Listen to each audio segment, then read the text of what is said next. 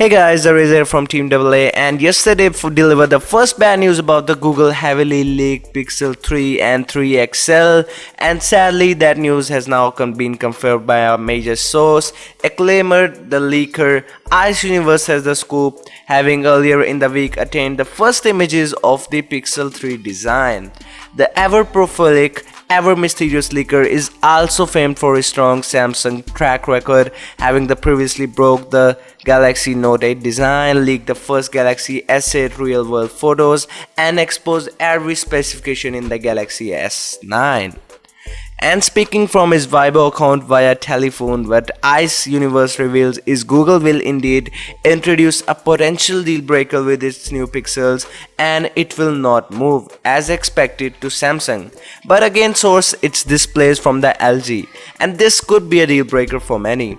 While LG OLED TVs are rightly lauded, I own one.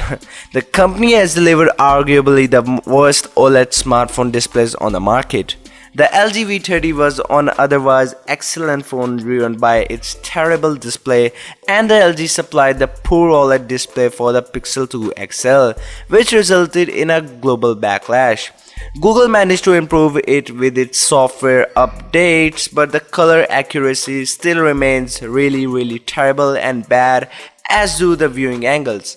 There is a noticeably blue shift which led to many customers returning the phone. Now Google will risk repeating the same mistake as with its new Pixels.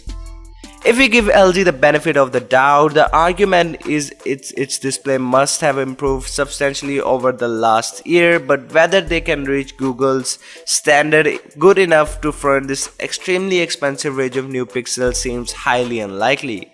Yes, the leaks show that the Pixel 3 cameras looks really exciting, even if one cutting edge design option no longer appears on the card, but surely Pixel brand cannot survive without 2 consecutive years of poor quality displays.